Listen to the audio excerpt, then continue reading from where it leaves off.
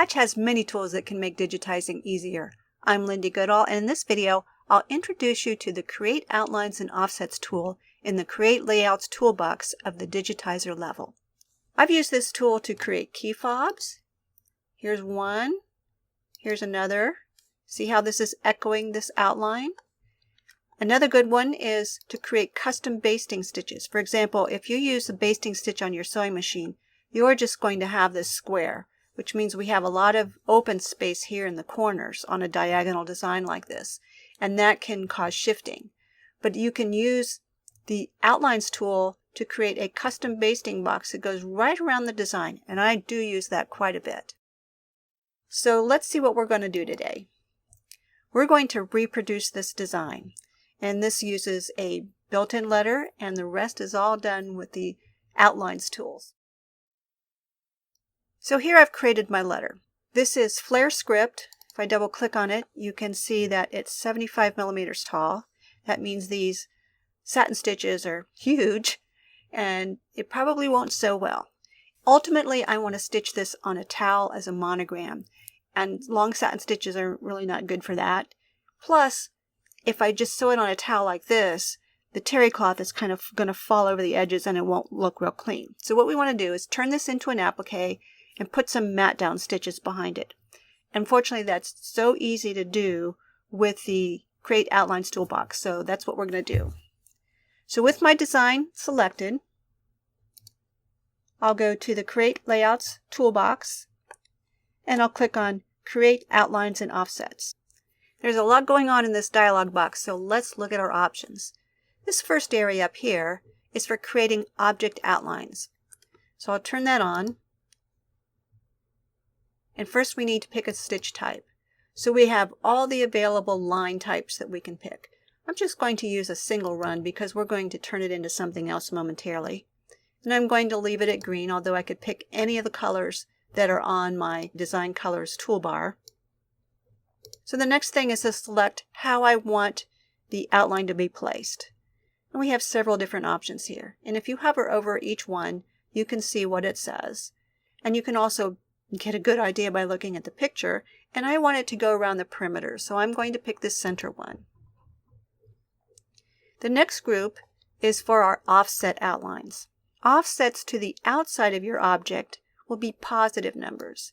If you set it at 0, it's just going to add another one right on the perimeter. If you set it to a negative number, it's going to be to the inside. I'm going to set my offset at 2. I can tell it how many I want. I'm going to choose 4, and you'll see in a moment why I'm doing that. And we have the same stitch options here. I'm going to leave it on single run because once again, I'm going to change it to something else. I can tell it how I want the outlines to run. And I usually pick this one on the right. Down here we have our corner options. We can have rounded corners, we can have sharp corners, or we can have cut corners. And I think I'm going to go with rounded corners for this one. Our design over here does not have any inside holes, so we don't have to worry about this. We can leave this unchecked. And I'll click OK. There are our outlines. Notice that the green one, which was the one that I selected first in the top of the box, the outline is right on the perimeter of my stitches. And now we have all these red lines. These are our offsets. And I can choose which one I like the best. I would really like to have at least that one, but I don't really like how it dips in right there, so I'm going to choose this outer one. I'm going to press K on the keyboard to lock it, go to the colors on the sequence bar, select the color, the red tab, and hit delete. I'll do Shift K to get everything unlocked, and I'm going to hide my letter. Now normally you could just delete it here, but sometimes when I'm doing work like this, I leave this object here and just hide it until I'm really done in case I have to go back and do something over again. So I'm going to right click and do Hide Selected. So here are my outlines. I'm going to select this one and I'm going to be able to turn it into an applique because these are closed objects. And when we have a closed object, we have a lot of possibilities. So let's click on the Applique toolbox and I'll say Convert to Applique. There's our applique. Also, since this one is an object, I can change it from outline to filled. Change that to filled, change it to a tatami, and then I'm going to open it up quite a bit, 1.8 millimeters, tell it to travel on the edge, then I'll go to the stitching tab and turn off the underlay, and I'll move it behind my applique.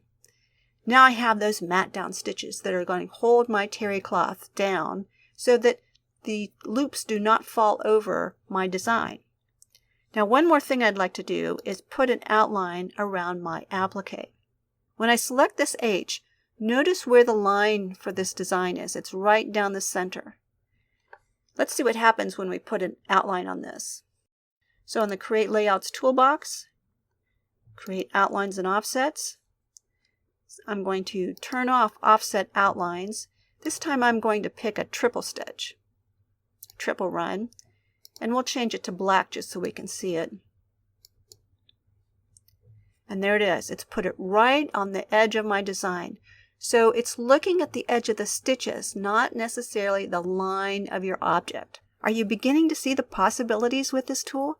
It's not just for adding outlines.